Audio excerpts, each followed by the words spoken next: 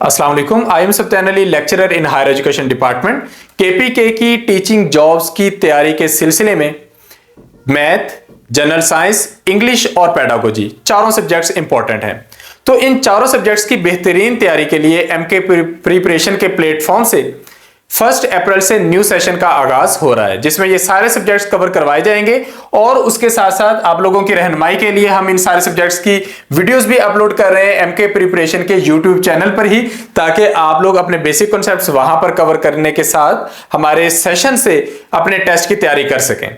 Test की तैयारी कितनी इंपॉर्टेंट होती है? टेस्ट की तैयारी इस लिहाज से इंपॉर्टेंट है कि जब सिलेक्शन होनी है, जब फाइनल मेरिट बनना है, तो उन लोगों की सिलेक्शन होनी है जिनके मार्क्स दूसरों से ज्यादा हुए, चाहे एक नंबर भी ज्यादा हुआ, यानी कि एक एक नंबर इंपॉर्टेंट है। तो हम अपने सेशन में, हम अपने टेस्टिंग सिस्टम में उस एक एक नंबर को बचाने के लिए आप लोगों की बेहतरीन तैयारी करवाते हैं, आप लोगों के टेस्ट कंडक्ट करवाते हैं और आप जितने भी मिस्टेक्स करते हैं वो साथ साथ वो कवर करवाते जाते हैं। हमारी इस वीडियो सीरीज की अगर हम बात करें तो क्लास 5 की मैथमेटिक्स हमने कंप्लीट कर ली थी। आज की इस वीडियो में हम क्लास 6 की मैथमेटिक्स शुरू करने जा रहे हैं। क्लास 6 की मैथमेटिक्स अगर हम देखें तो इसमें हमारे पास चैप्टर्स हैं टोटल 11। पहला चैप्टर है मल्टीप्लिकेशन और फैक्टर, दूसरा इंटेग्रल्स पे है, तीसरा इंटेग्रल्स के लॉज और ऑर्डर्स ऑफ ऑपरेशंस पे है। अगर हम देखें तो ये वाले चैप्टर्स हमने तीनों पिछली क्लास में भी किए थे, लेकिन पहले जरा सिंपल थे, अब जरा एडवांस्ड हो जाएंगे। नेक्स्ट है रेट, रेशियो और परसेंटेज, फिर सेट्स वाला चैप्टर आप लोगों के लिए नया होगा। इस पर हम एक वीडियो पहले भी अपलोड कर चुके हैं जिसमें सेट्स का तमाम बेसिक कॉन्सेप्ट डिस्कस हो चुका है। फिर है पैटर्न्स और अलजेब्रिक एक्सप्रेशंस, लीनियर एक्सप्रेशन और इक्वेशन, ये अलजेब्रा वाला पोर्शन है। इसके बाद ज्योमेट्री की बात करें तो surface area, volume, lines, angle, symmetry और ज्योमेट्रिकल कंस्ट्रक्शंस, ये 3 इंपॉर्टेंट चैप्टर्स हैं। और एट द एंड हमारे पास स्टैटिस्टिक्स का एक चैप्टर है जिसे हम डेटा मैनेजमेंट के नाम से जानते हैं। आज की इस वीडियो में हम पहले चैप्टर से आगाज करेंगे। सबसे पहला चैप्टर मल्टीपल्स और फैक्टर्स। क्लास 5 के मैथमेटिक्स में हमने देखा था कि मल्टीपल्स और फैक्टर्स का कॉन्सेप्ट क्या है। आज हम उस कॉन्सेप्ट को थोड़ा इंप्रोवाइज करेंगे और जरा कंप्लेक्स क्वेश्चन सॉल्व करेंगे। तो सबसे पहले हमारे पास कॉन्सेप्ट है फैक्टर का, कि एक फैक्टर क्या होता है। आपने डेफिनेशंस लाजमी तौर पर याद करनी है क्योंकि आपके टेस्ट में डेफिनेशंस भी आ सकती हैं। तो फैक्टर क्या है? फैक्टर एक ऐसा नंबर होता है जो आपकी वैल्यू को कंप्लीटली डिवाइड कर दे, यानी कि इस तरीके से डिवाइड करे कि आंसर में कुछ भी रिमाइंडर ना हो। मिसाल के तौर पे हम कहते हैं 25 का फैक्टर क्या होगा? तो 25 का फैक्टर 1 हो सकता है क्योंकि 1 25 को कंप्लीटली डिवाइड कर देगा, या फिर 25 का फैक्टर 5 हो सकता है क्योंकि 5 25 को कंप्लीटली डिवाइड करेगा और आपके पास आंसर आ जाएगा 5, बाकी कुछ भी नहीं बचेगा। लेकिन अगर हम बात करें कि क्या 25 का फैक्टर 4 है, आप डिवाइड करके देखें। अगर हम 25 को 4 से डिवाइड करें तो हमारे पास इस तरीके से होता है कि 4 6 आर 24, आपके पास रिमाइंडर में 1 बच जाता है। इसका मतलब जो 4 है इसने 25 को कंप्लीटली डिवाइड नहीं किया, रिमाइंडर में 1 बच गया। इसका मतलब यह हुआ कि 4 25 का फैक्टर नहीं है। जो 5 था उसने 25 को कंप्लीटली डिवाइड किया, 5 5 आर 25। तो जो हमारे पास 5 है ये हमारे पास 25 का फैक्टर है। तो फैक्टर एक ऐसा नंबर होता है जो हमारी दी गई वैल्यू को कंप्लीटली डिवाइड कर देता है। तो सबसे पहले आपने ये इसकी डेफिनेशन देखनी है, फिर इसके क्वेश्चंस की तरफ आते हैं। तो हमारे पास पहला क्वेश्चन है कि अगर आप 15 को 5 से डिवाइड करें तो कुछ रिमाइंडर में बचता है, तो 3 से ये डिवाइड हो जाएगा और रिमाइंडर में कुछ भी नहीं बचेगा। ये कुछ इस तरीके से आप इसे लिखते हैं। ये चीजें भी टेक्निकल हैं, हम पिछले लेक्चर में से डिस्कस भी कर चुके हैं कि ये जो जब आप डिवाइड करते हैं तो जिस वैल्यू को आप डिवाइड कर रहे होते हैं उसे आप कहते हैं डिवाइडेंड। तो 15 को अगर आप डिवाइड कर रहे हो तो इसे डिवाइडेंड कहेंगे। 5 से डिवाइड कर रहे हो तो 5 को आप डिवाइजर कहेंगे या फैक्टर करेंगे। जो आपका आंसर आएगा यानी 5 3 आर 15, तो जो 3 है ये इसे आप क्वोशिएंट या फैक्टर कहेंगे, और जो आपके पास बाकी बच जाती है चीज उसे आप रिमाइंडर कहेंगे। तो ये चीजें समझने के लिए बहुत जरूरी है। तो जब आप 15 को 5 से डिवाइड करते हैं तो आपका क्वोशिएंट आता है 3, यानी आपका आंसर 3 आ गया और बाकी कुछ भी नहीं बचा। आपका जो रिमाइंडर है वो 0 है। तो इसका मतलब ये हुआ कि जो 5 है ये 15 का फैक्टर है, और जो आपका आंसर है ये भी 15 का फैक्टर है। अब नेक्स्ट एक क्वेश्चन आ गया, फाइंड द फैक्टर ऑफ 16। अब 16 एक नंबर है, आपने इसके फैक्टर्स फाइंड आउट करने हैं। आप इसके फैक्टर्स किस तरीके से फाइंड आउट करेंगे, आपने देखना है कि 16 किससे डिवाइड हो सकता है कंप्लीटली। तो सबसे छोटे नंबर 1 से शुरू करते हैं, 1 से सारे के सारे नंबर ही डिवाइड हो जाते हैं। तो 1 एक ऐसा नंबर है जो सारे नंबर्स का फैक्टर होता है। सो 1 is universal factor for all the numbers. और दूसरी इंपॉर्टेंट बात यह है कि अगर आपसे पूछ लिया जाए कि किसी भी नंबर का स्मॉलेस्ट फैक्टर कौन सा होता है, तो किसी भी नंबर का स्मॉलेस्ट फैक्टर 1 होता है। अच्छा, 1 के बाद हमने देखना है क्या 16 2 से डिवाइड होता है। तो पिछली क्लास में हमने सीखा था कि जिस वैल्यू का लास्ट जो डिजिट होता है वो इवन होगा, वो 2 से डिवाइड हो जाएगा। तो इसका लास्ट डिजिट है 6, तो ये 2 से डिवाइड हो जाएगा। अच्छा, क्या 16 3 से डिवाइड हो जाएगा? हमने अपनी पिछली क्लास में सीखा था कि अगर हमने ये देखना हो कि कोई नंबर 3 से डिवाइड होता है या नहीं, तो हमने उसके दोनों डिजिट्स को जमा कर लेना है। 16 में 1 और 6 है, ये जमा करें तो 7 आता है। 7 3 से डिवाइड नहीं होता, तो ये भी 3 से डिवाइड नहीं होता। तो नेक्स्ट ये डिवाइड होता है 4 से, 4 4s are 16। इसके बाद अब चूंकि ये दोनों नंबर्स बराबर आ गए, तो ये समझ लें कि नेक्स्ट इसने इससे बड़े किसी भी नंबर से जब डिवाइड होना है तो वो इसी तरह ही होना है कि 4 4s are 16, 8 2s are 16 and 16 1s are 16। तो 16 के जो हमारे पास फैक्टर्स हैं वो है 1 2 4 8 और 16। तो इस तरीके से हम वो तमाम नंबर्स देख सकते हैं जो 16 को कंप्लीटली डिवाइड कर सकते हैं। इनको हम 16 के फैक्टर्स कहेंगे। हम फैक्टर्स देखने के कुछ और तरीके भी ढूंढते हैं, उनकी तरफ हम चलते हैं। तो हमारे पास यहां पे है फाइंड द फैक्टर्स ऑफ 56। आप 56 के फैक्टर्स ढूंढें, तो इसे अब हम दूसरे तरीके से लिख के देखते हैं।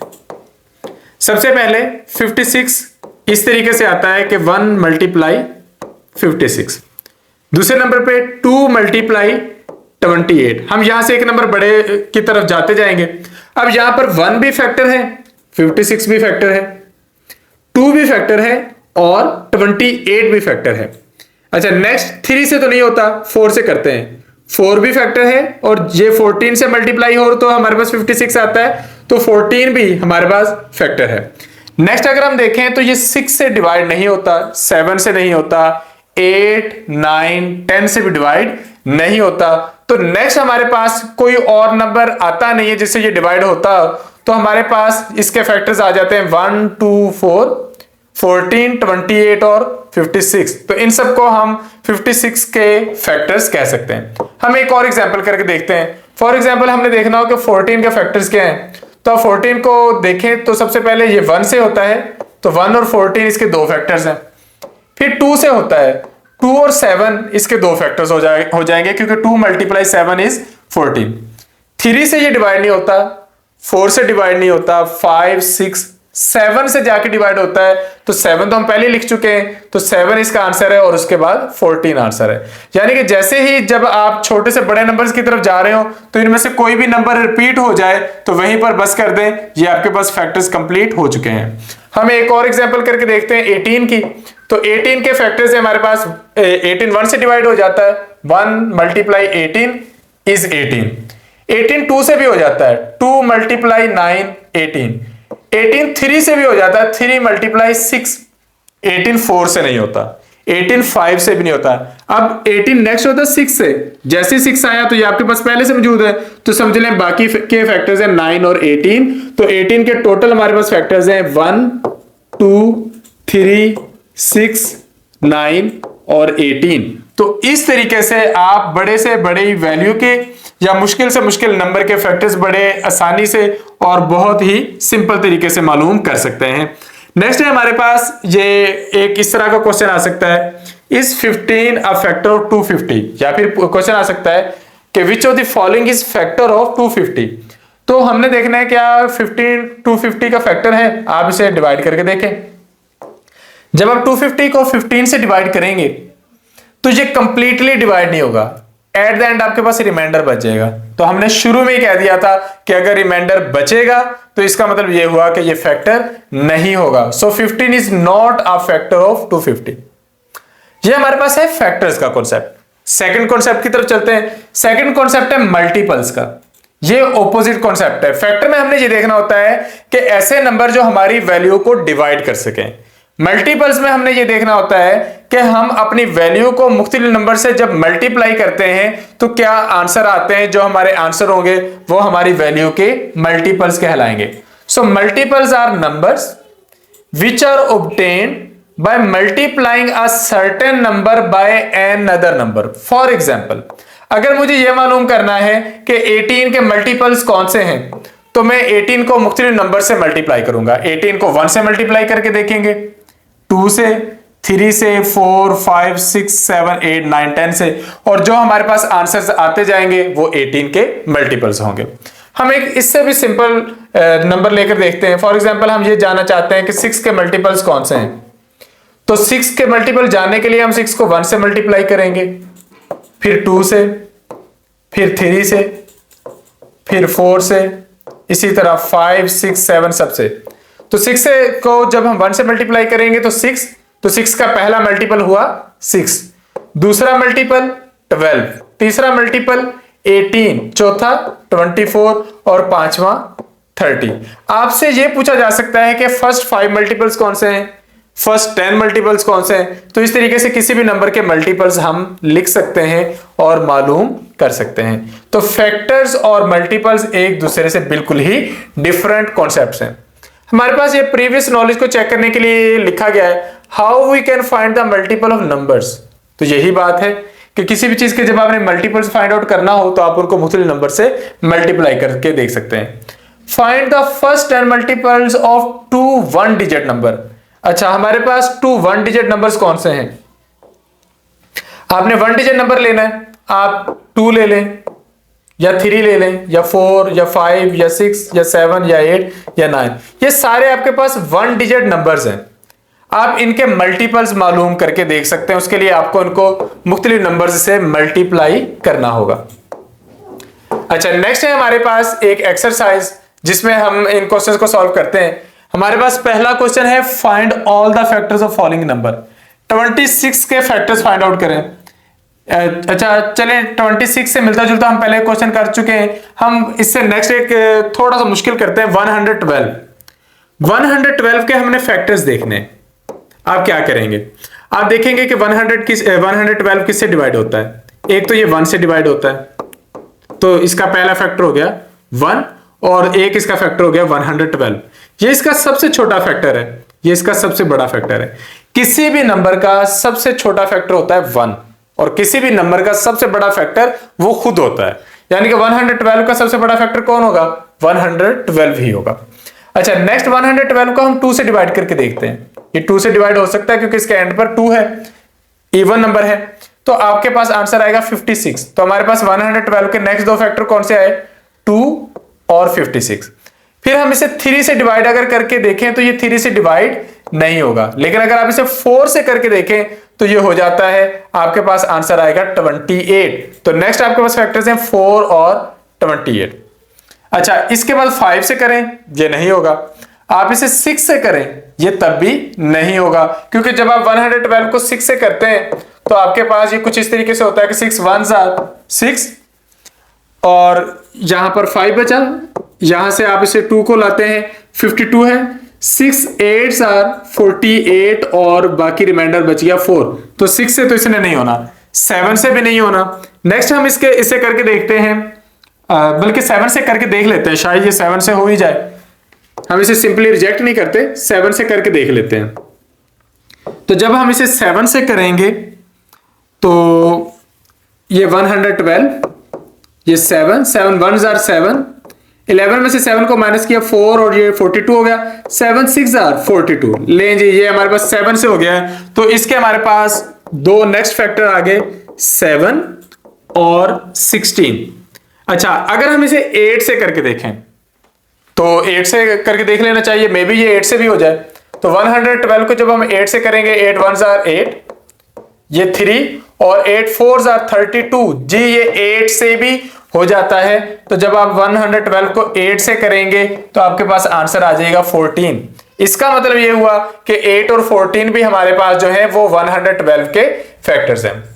अच्छा नेक्स्ट 9 से करके देखते हैं। अगर आप इसे 9 से करेंगे तो ये हमारे पास 12 9s are 108 आता है, आपके पास 4 रिमाइंडर बचेगा। 10 से इसने नहीं होना, 11 से इसने नहीं होना, 12 से भी इसने नहीं होना। नेक्स्ट आप जब इसे करेंगे तो ये आपके पास 13 से भी नहीं हो रहा और ये डायरेक्टली जाके 14 से होगा, और 14 आप पहले ही लिख चुके हैं। तो जब आप छोटे नंबर से बड़े नंबर्स की तरफ जा रहे थे तो फैक्टर्स आए 1 2 4 7 8 14, और 14 के बाद 16 28 56 और 112। तो हम कह सकते हैं कि 112 के फैक्टर्स हैं 1 2 4 7 8 14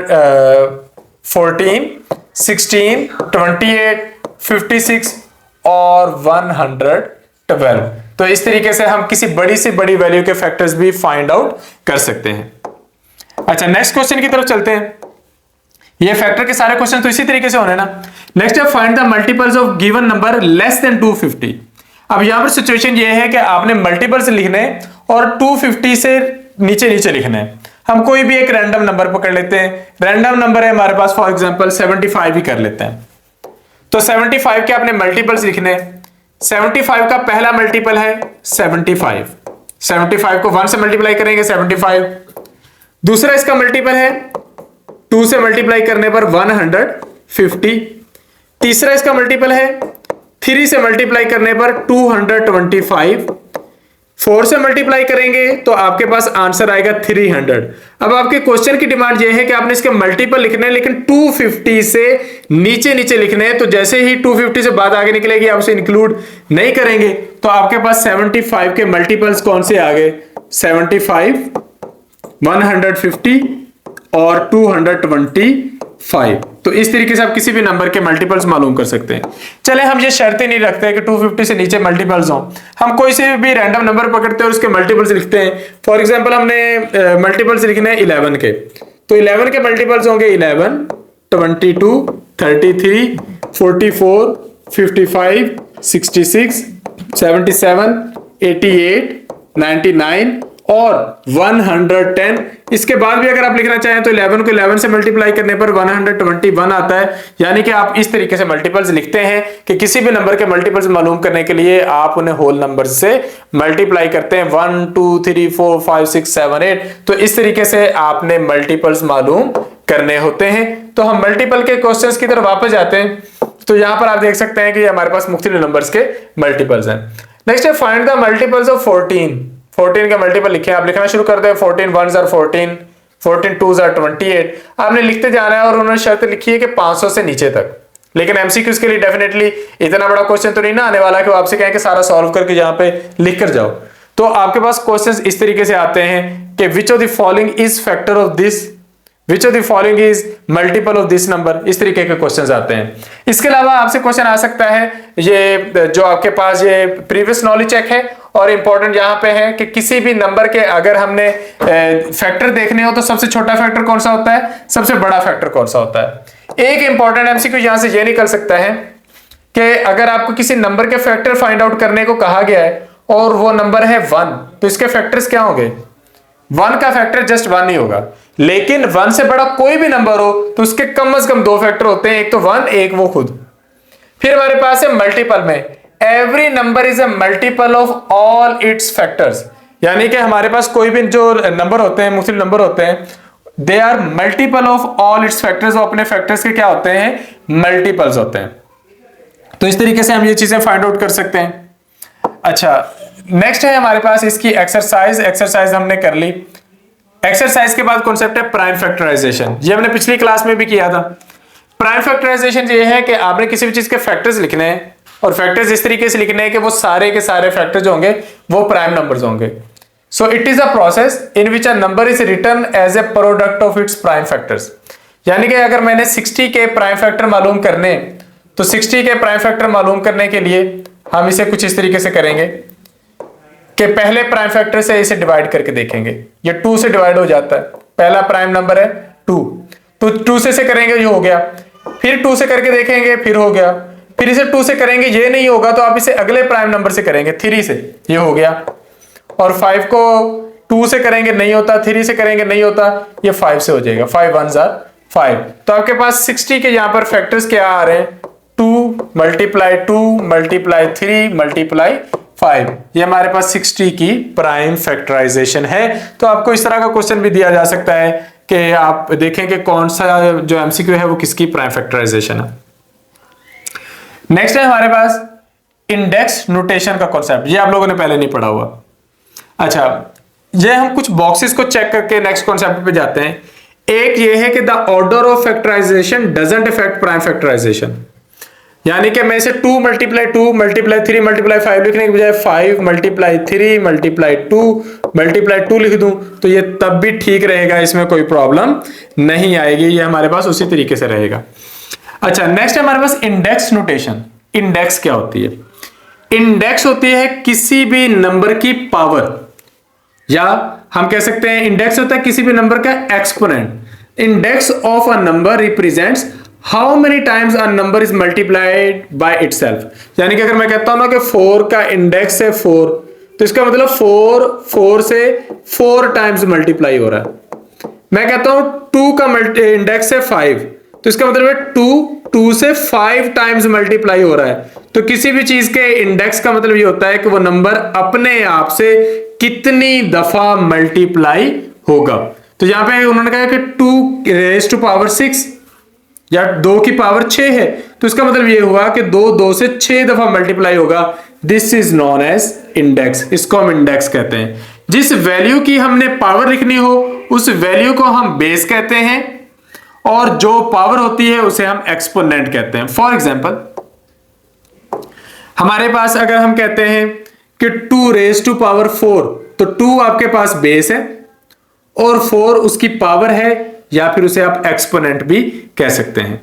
तो अब ये आपके पास प्राइम फैक्टराइजेशन लिखने का एक और तरीका होता है कि किसी चीज की प्राइम फैक्टराइजेशन करते वक्त जो सेम प्राइम फैक्टर्स होंगे आप उनको इंडेक्स नोटेशन में लिख लें। यानी कि 2 मल्टीप्लाई 2 मल्टीप्लाई 2 मल्टीप्लाई 2 को आप लिख लें 2 रेज़ टू पावर 4। तो इस तरीके से आप इसे लिख सकते हैं।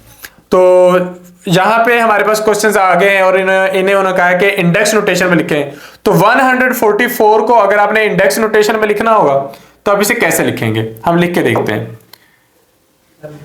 144 को जब आप करेंगे तो इसके प्राइम फैक्टराइजेशन होगी 2 से 272 आर 144, फिर 2 से करेंगे 36, फिर 2 से करेंगे 18, फिर 2 से करेंगे 9, फिर ये 2 से नहीं होता 3 से करेंगे 3 3 जार 9 और 3 1 जार 3।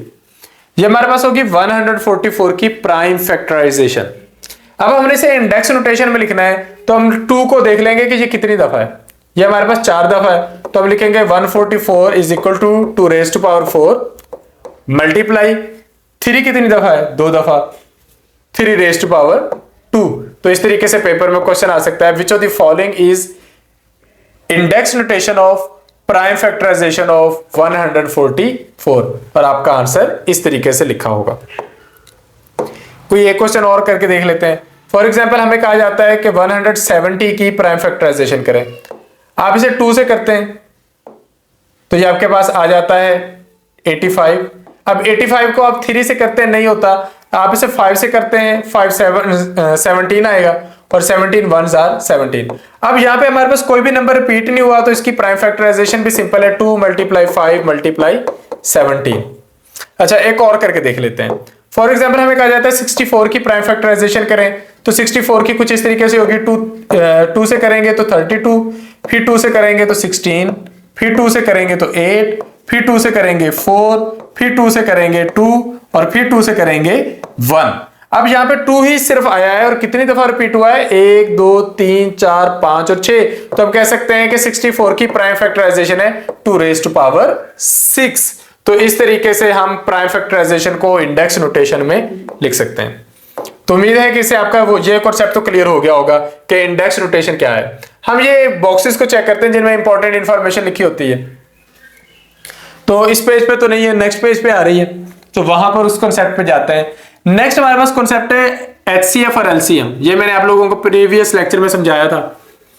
HCF वो बड़े से बड़ा नंबर होता है जो आपकी वैल्यू को कंप्लीटली डिवाइड करता है, जबकि लीस्ट कॉमन मल्टीपल वो छोटे से छोटे मल्टीपल्स होते हैं जो मुख्तलिफ वैल्यूज के अंदर सेम होते हैं। हम करके देख लेते हैं। फॉर एग्जाम्पल हमने हाईएस्ट कॉमन फैक्टर देखना है दो वैल्यूज में, कि आपके पास दो अदद वैल्यूज हैं और आपने देखना है कि वो बड़े से बड़ा नंबर जो आपकी दोनों वैल्यूज को डिवाइड करता हो। तो हम ढूंढते हैं।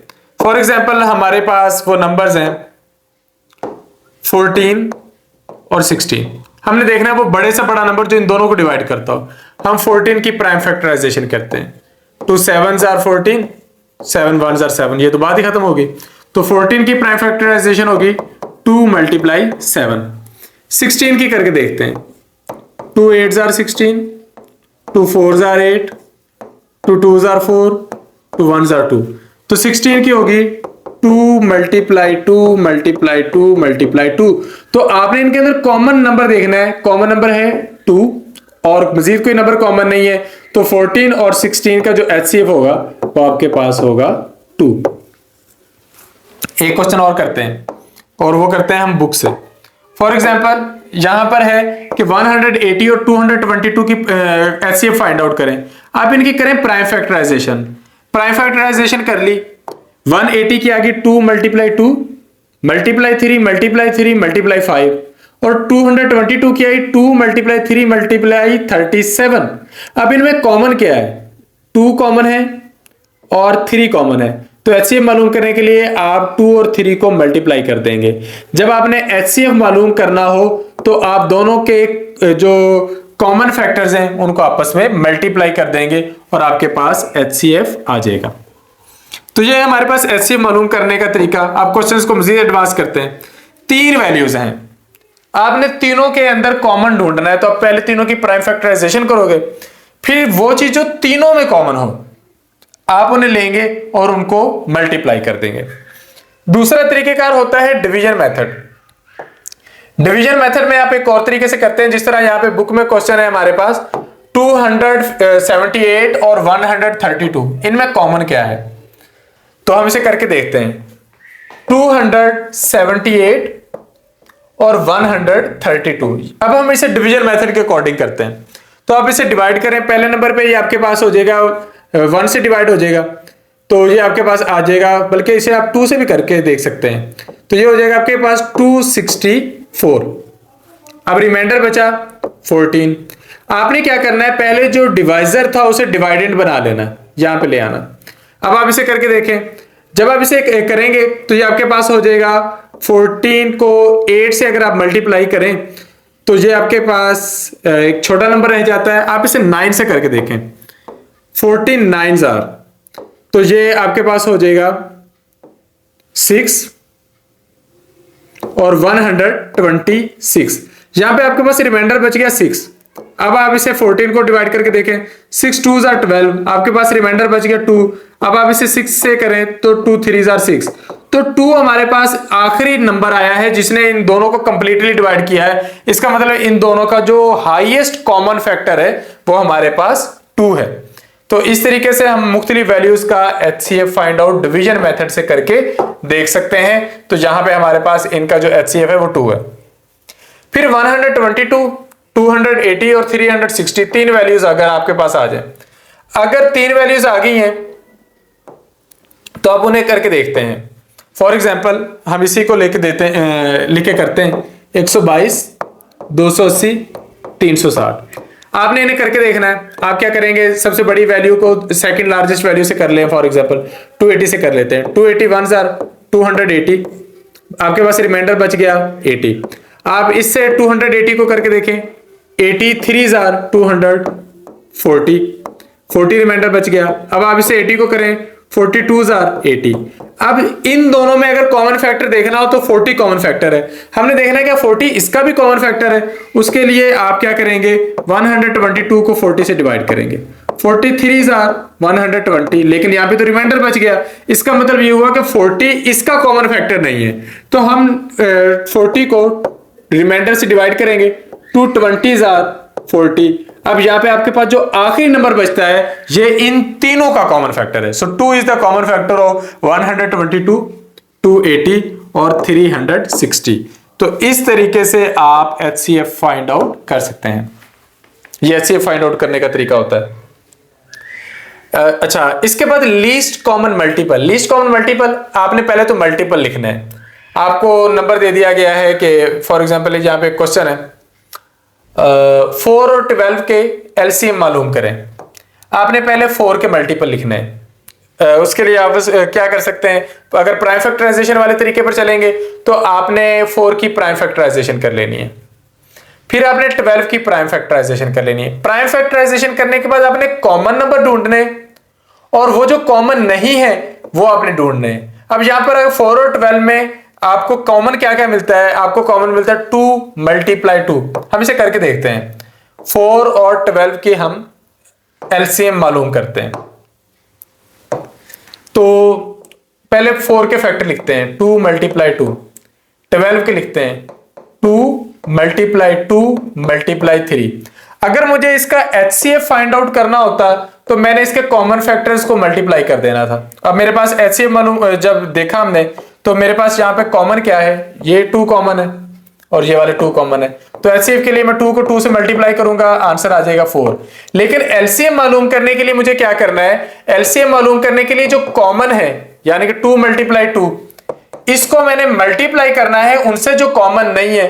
कॉमन कौन नहीं है, 3 कॉमन नहीं है, तो 3 से मल्टीप्लाई करना है तो हमारे पास आ जाएगा 4 मल्टीप्लाई 3, आंसर विल बी 12। तो इस तरीके से हम एलसीएम मालूम कर सकते हैं। अच्छा, एक क्वेश्चन और करके देखते हैं ताकि हमारा ये कॉन्सेप्ट फर्दर क्लियर हो जाए। फॉर एग्जाम्पल हमें एक बड़ा नंबर दे दिया जाता है कि 128, 256 और 512 का एलसीएम मालूम करें। आप इनकी प्राइम फैक्टराइजेशन करें। जब आप इनकी प्राइम फैक्टराइजेशन करेंगे तो जो इनके अंदर कॉमन है वो लिख लेना है और जो कॉमन नहीं है वो लिख लेना है और उनको आपस में कर देना है मल्टीप्लाई। हम अपनी तरफ से एक क्वेश्चन करके देखते हैं। जिस तरह हमने देखना है 20 और 50 का एलसीएम, तो 20 की प्राइम फैक्टराइजेशन करेंगे, ये होगी 2 मल्टीप्लाई 2 मल्टीप्लाई 5। 50 की करेंगे, ये हो जाएगी 2 मल्टीप्लाई 5 मल्टीप्लाई 5। अब आपके पास यहां पे कॉमन क्या है, अगर आप यहां पर कॉमन देखें तो आपके पास कॉमन है ये 2 और ये 5, और आपके पास कॉमन क्या नहीं है। अगर आप ये देखें कि यहां पर कॉमन क्या नहीं है तो ये 2 और ये 5 कॉमन नहीं है। तो एलसीएम मालूम करने के लिए मैंने कॉमन वाली वैल्यूज को यानी कि 2 मल्टीप्लाई 5, इनको, ये हमारे पास कॉमन है 2 और 5, इनको मैंने मल्टीप्लाई करना है नॉन कॉमन से जो कि मेरे पास है 2 और 5, यानी कि ये वाला 2 और ये वाला 5 कॉमन नहीं है। तो ये हमारे पास हो जाएगा 10 मल्टीप्लाई 10 और हमारा आंसर हो जाएगा 100। तो इस तरीके से आप एलसीएम फाइंड आउट कर सकते हैं। हम एक थोड़ा और कॉम्प्लेक्स क्वेश्चन करने की कोशिश करते हैं। जिस तरह हमने 14 और 35 में कुछ कॉमन देखना हो तो 14 की प्राइम फैक्टराइजेशन करते हैं, 2 मल्टीप्लाई 7। 35 की करके देखते हैं 5 मल्टीप्लाई 7। अब ये आपके पास दोनों नंबर्स आ गए, इनकी प्राइम फैक्टराइजेशन आ गई। कॉमन क्या है, 7 दोनों में कॉमन है। तो एलसीएम मालूम करने के लिए मैंने कॉमन को मल्टीप्लाई करना है उससे जो कॉमन नहीं है। कॉमन क्या नहीं है, 2 और 5 कॉमन नहीं है, तो हम इनको मल्टीप्लाई कर लेंगे। 7 2s are 14 और 14 को 5 से करेंगे 70। So this will be our LCM. तो इस तरीके से हम किसी भी नंबर का एलसीएम मालूम कर सकते हैं। हम एक और एग्जांपल करते हैं और उसका हम एचसीएफ भी मालूम करेंगे और एलसीएम भी। फॉर एग्जांपल हमने 10 और 25 का एचसीएफ भी मालूम करना है, एलसीएम भी। हम पहले इनकी प्राइम फैक्टराइजेशन करते हैं। 10 की करते हैं, 2 5s are 10, 5 1s are 5। 25 की करते हैं, 5 5s are 25 और 5 1s are 5।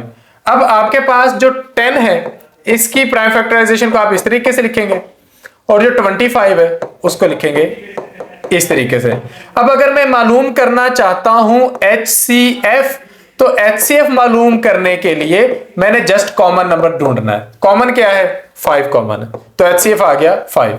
लेकिन अगर मैं इसका एलसीएम मालूम करना चाहता हूं तो एलसीएम मालूम करने के लिए मुझे क्या करना है, एलसीएम मालूम करने के लिए जो कॉमन है उसको मल्टीप्लाई करना है उसके साथ जो कॉमन नहीं है। तो 5 को 2 और 5 से मल्टीप्लाई करना है और हमारे पास आंसर आ जाएगा 50। सो इसका एलसीएम 50 है और एचसीएफ 5 है। तो पेपर में अगर आपको एचसीएफ और एलसीएम मालूम करने को कहा जाता है तो आप लोगों ने बिल्कुल भी कंफ्यूज नहीं होना। तो इस तरीके से हम इनके एचसीएफ और एलसीएम मालूम कर सकते हैं।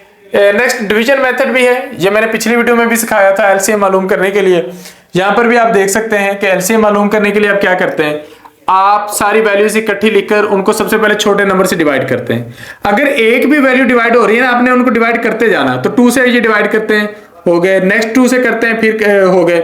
अब नेक्स्ट हमने देखना है कि क्या ये फर्दर 2 से हमारे पास हो रहे हैं या नहीं हो रहे। अगर ये हमारे पास हो जाते हैं तो तब हमने इन्हें कर लेना है, ना हो तो उससे बड़े नंबर की तरफ चले जाना है। जिस तरह ये जो 30 है ये 2 से हो जाना था, तो आप इसे फर्दर 2 से करके देख सकते हैं अगर आप चाहें तो। अगर नहीं चाहते तो फिर आप इसे 3 से कर लें। तो इस तरह आप इसे करते चले जाएंगे और एट द एंड आपने इन सबको आपस में क्या कर देना है, प्राइम फैक्टर्स को मल्टीप्लाई कर देना है और आप इसका एलसीएम मालूम कर सकते हैं। तो ये हमारे पास एचसीएफ और एलसीएम मालूम करने के तरीके हैं। अब हम देखते हैं कि एचसीएफ और एलसीएम का आपस में रिलेशनशिप क्या होता है। जब भी आप इनका रिलेशनशिप चेक करना चाहें तो रिलेशनशिप यूं होता है कि देयर इज फॉर एग्जांपल आपके पास दो नंबर है 14 और 24। इनका एचसीएफ है 2, इनका एलसीएम है 168। तो आपके इन दोनों नंबर्स को आपस में मल्टीप्लाई करने से और इनके एचसीएफ और एलसीएम को आपस में मल्टीप्लाई करने से सेम आंसर आना चाहिए। तो जब आप इनको आपस में मल्टीप्लाई करते हैं तो आपका आंसर आता है 336, और जब आप इन दोनों वैल्यूज को आपस में मल्टीप्लाई करते हैं आंसर फिर भी आता है 336। तो क्या रिलेशनशिप है, आपकी दोनों वैल्यूज की प्रोडक्ट और एचसीएफ और एलसीएम की प्रोडक्ट हमेशा बराबर होती है।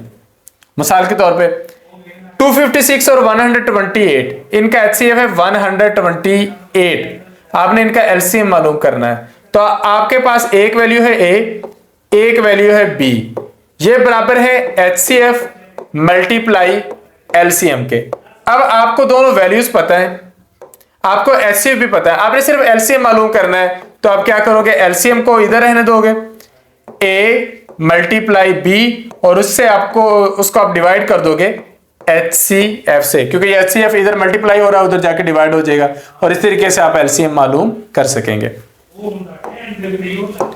तो ये इस तरीके से फॉर एग्जांपल हमारे पास एक क्वेश्चन है, the LCM of two numbers is 456, HCF है 6। तो आप एक नंबर फाइंड आउट करके देखें, चले करके देखते हैं इसे।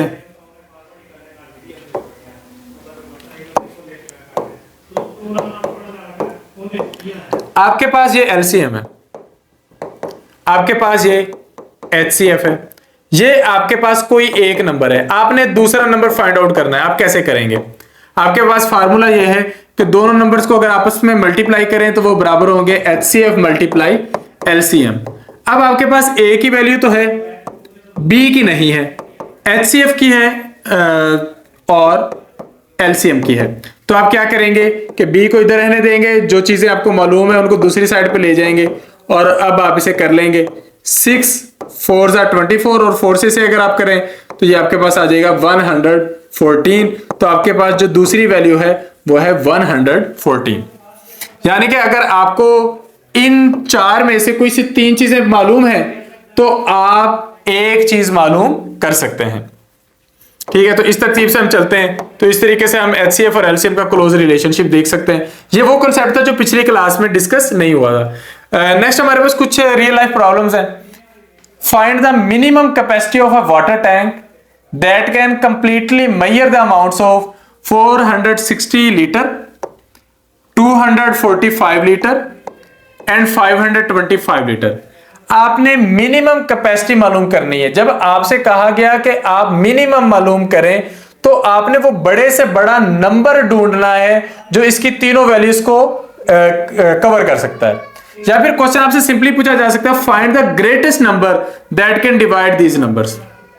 या फिर आपसे पूछा जा सकता है कि आप वो मिनिमम कैपेसिटी ढूंढें जो आपके टैंक को फिल कर सकती है। तो आपने देखना है कि आपसे एचसीएफ पूछा जा रहा है या एलसीएम पूछा जा रहा है। तो लीस्ट कॉमन मल्टीपल में हमने एलसीएम मालूम करना होता है और हाईएस्ट कॉमन फैक्टर में हमने एचसीएफ मालूम करना होता है। और इस तरह के सारे क्वेश्चंस अब डेफिनेटली एक वीडियो में तो कवर नहीं होंगे। इसके लिए हमारा जो सेशन है वो वर्किंग में है। सेशन में ये सारे के सारे कॉन्सेप्ट जो है वो कवर करवाए जाते हैं।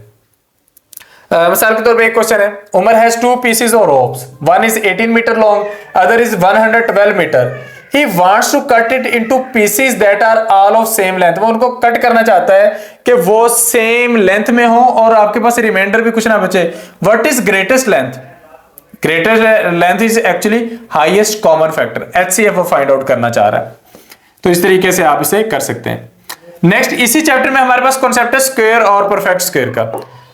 स्क्वायर से हमारा ये होता है कि किसी भी नंबर को आप उसी से ही मल्टीप्लाई कर दें तो जो आपके पास आंसर आएगा वो उसका स्क्वायर होगा। यानी कि 4 का स्क्वायर मालूम करना है, 4 × 4 विल बी 16। तो हमारे पास जो है ये जो 4 का स्क्वायर है वो 16 आएगा। Square of any two integers is always positive. जब भी आप किसी दो नंबर्स को आपस में मल्टीप्लाई करते हैं आंसर पॉजिटिव ही आएगा। मिसाल के तौर पे 4 × 4 आंसर 16 है। मैं -4 को मल्टीप्लाई करता हूं -4 से। जब आप माइनस को माइनस से मल्टीप्लाई करते हो आंसर पॉजिटिव ही आता है। तो जब आप दो वैल्यूज को आपस में मल्टीप्लाई करते हैं सेम वैल्यूज को तो उनका स्क्वायर जो है हमेशा पॉजिटिव है। परफेक्ट स्क्वायर ये हमारे पास इस तरह होते हैं कि 1 का स्क्वायर 1 है, 2 का स्क्वायर 4 है, 3 का स्क्वायर 9 है। ऐसे नंबर को हम परफेक्ट स्क्वायर कहते हैं। When a number is multiplied by itself, the product is called square.